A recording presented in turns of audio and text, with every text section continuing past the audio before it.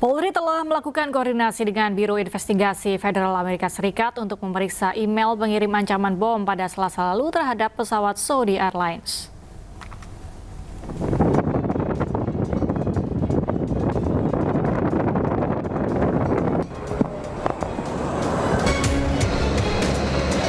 Untuk mengusut tuntas kasus dugaan ancaman bom di pesawat Saudi Airlines, Polri telah melakukan koordinasi dengan Biro Investigasi Federal Amerika Serikat untuk memeriksa email pengirim ancaman bom pada pesawat Saudi Airlines.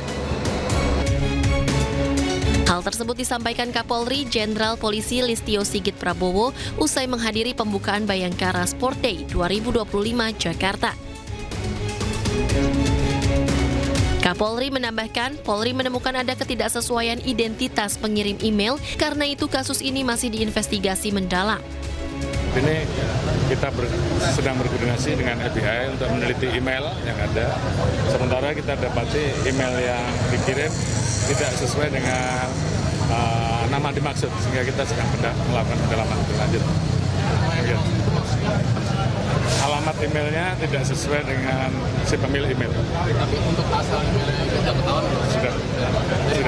Sudah. Ada di wilayah Saudi dan tadi yang kita dalami. Ya, kita tentunya bekerja sama dengan FBI. Ini masuk wilayah hukum Indonesia atau masih di luar itu, semuanya sedang kita lakukan pendalaman lebih lanjut.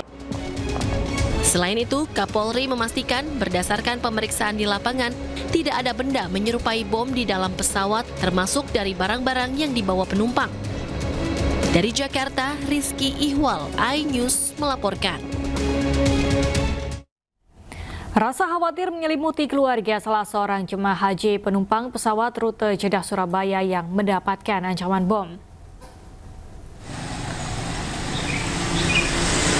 Awalnya, Handayani dan keluarga tidak mengetahui pesawat yang ditumpangi suaminya mendapat ancaman bom hingga terpaksa mendarat darurat di Bandara Internasional Kuala Namu, Deli Serdang, Sumatera Utara pada Sabtu pagi.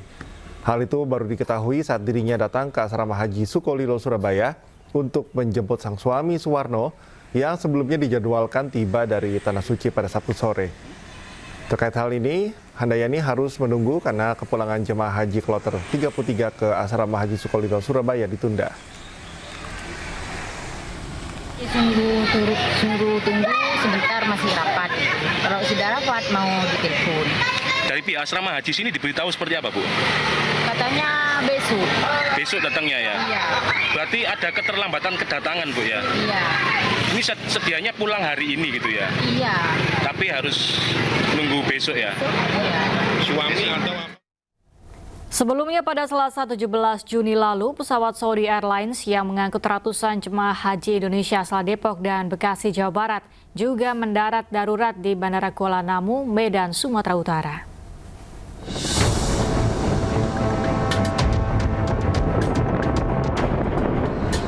Pesawat Saudi Air SVA 5276 rute Jeddah Jakarta mendarat darurat di Bandara Kuala Namu, Medan, Sumatera Utara usai mendapat ancaman bom Selasa siang. Ancaman diterima pilot saat pesawat telah lepas landas dari Bandara Jeddah, Arab Saudi. Pesawat Saudi Airlines tujuan Jakarta ini mengangkut 442 jemaah haji asal Depok dan Bekasi. Penumpang pesawat terdiri dari 207 lelaki dan 235 perempuan serta 18 kru pesawat. Pihak kepolisian memastikan jika pesawat dinyatakan aman dari ancaman bom.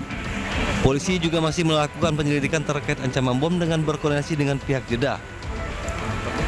Saat ini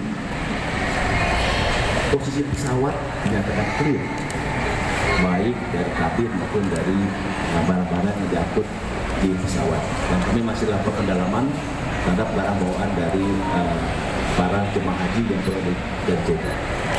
Sementara terkait dengan kronologis dan latar belakangnya masih kita dalami, karena ini masih dalam pendalaman dari informasi dari Jakarta dan Jeddah. Para penumpang sudah dievakuasi dan menginap di salah satu hotel di Deli Serdang.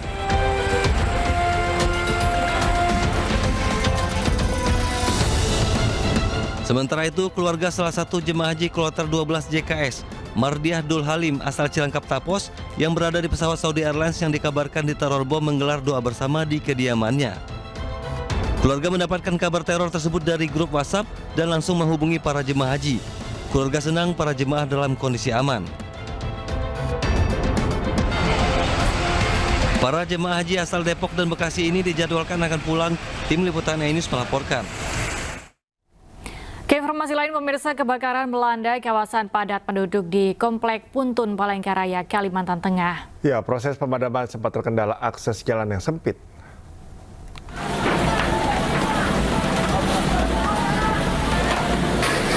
Warga dibuat panik saat api secara tiba-tiba membakar salah satu rumah. Api menjalar cepat ke bangunan lainnya di kawasan padat penduduk Komplek Puntun, Jalan Riau, Palangkaraya, Kalimantan Tengah. Api dengan mudah membesar karena sebagian besar rumah di lokasi tersebut terbuat dari kayu dan berdempetan. Tim Dinas Pemadam Kebakaran Kota Palangkaraya segera diterjunkan ke lokasi dibantu oleh personel Damkar Dinas Kehutanan, Badan Penanggulangan Bencana Daerah, serta relawan dari Barisan Pemadam Kebakaran Swakarsa.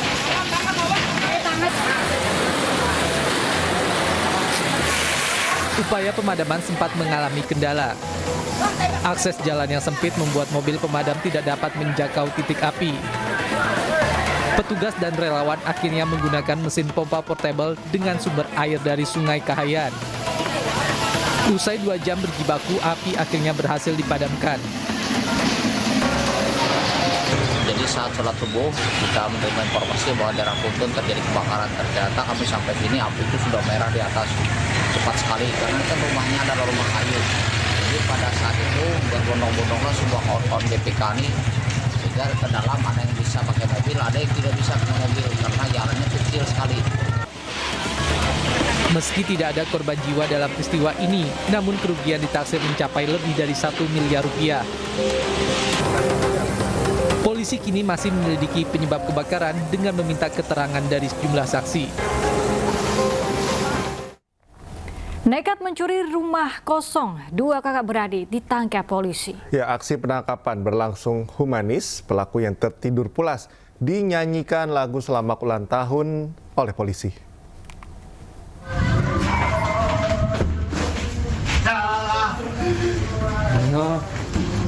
Halo, selamat ulang tahun. Selamat ulang tahun.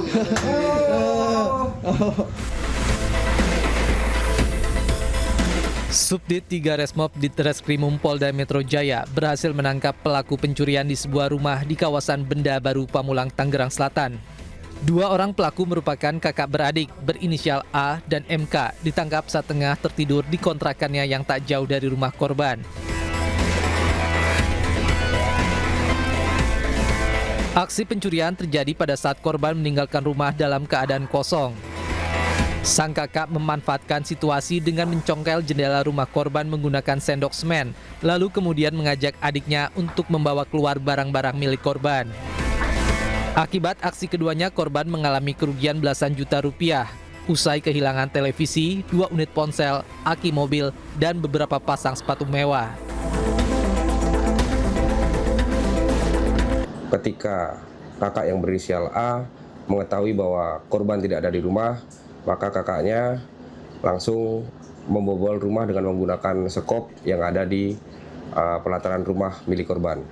Setelah berhasil membobol rumah, kemudian tersangka masuk ke dalam dan mengambil barang-barang yang ada di dalam rumah. Namun demikian, karena sang kakak merasa kesulitan membawa barang, keesokan harinya sang kakak kembali bersama adiknya bersama-sama untuk mengambil barang-barang yang ada di rumah. Akibat perbuatannya, kedua pelaku dijerat pasal 363 ayat 2 KUHP dengan ancaman hukuman 9 tahun penjara. Pemirsa, seorang pria pejalan kaki ditemukan tewas tertabrak komuter lain di kawasan Semanan, Kalideres, Jakarta Barat pada Sabtu sore. Ya, kondisi jasad korban mengalami patah tulang di sekujur tubuh.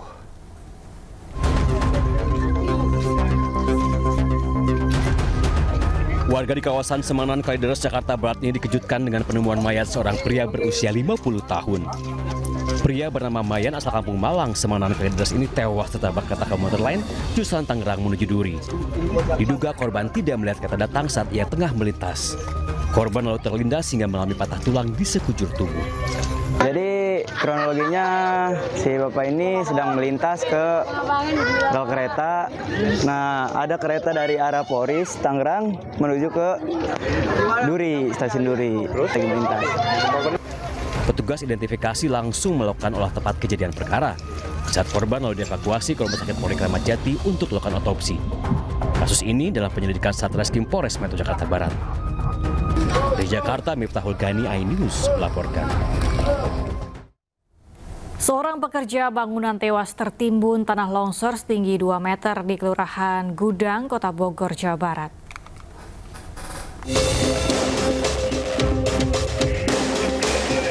Petugas damkar Kota Bogor dibantu para pekerja mengevakuasi seorang pekerja bangunan yang tertimbun reruntuhan material tanah.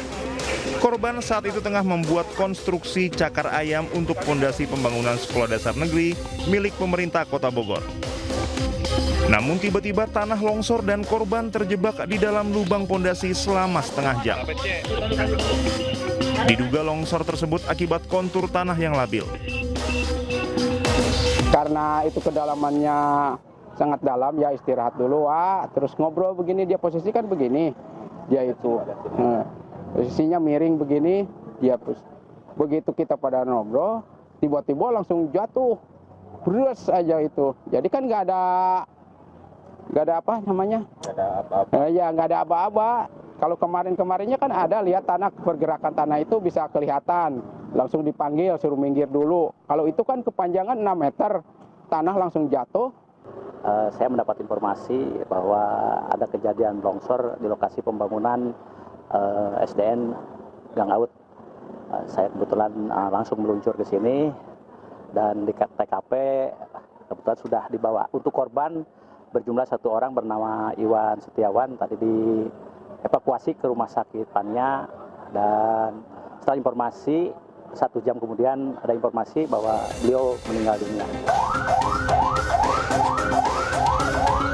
Korban yang berhasil dievakuasi petugas meninggal dunia saat tengah menjalani perawatan di rumah sakit karena mengalami luka dan sesak nafas. Ke informasi berikutnya, pemirsa, seorang pengedar sekaligus kurir narkoba jenis sabu dibekuk polisi di sebuah indekos di kawasan Mangga Besar, Jakarta Barat. Ya.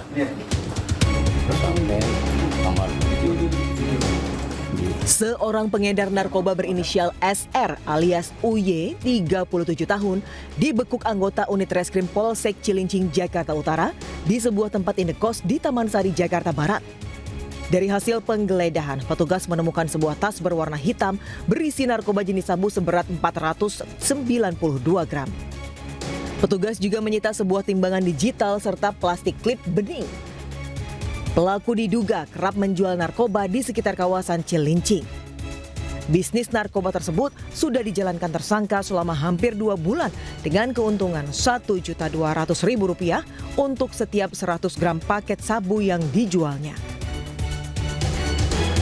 Seperti penggeledahan dan interogasi dan langsung mengamankan barang bukti berupa narkoba atau narkotika jenis sabu seberat 492,1 gram di dalam tas, di dalam kontrakannya. Polisi masih menyelidiki modus tersangka yang menggunakan salah satu aplikasi pesan singkat untuk melakukan komunikasi dengan bandar dan pembelinya. Tersangka kini dijerat pasal tentang narkotika dengan ancaman hukuman maksimal hukuman mati. Dari Jakarta, Sofian Firdaus, iNews melaporkan.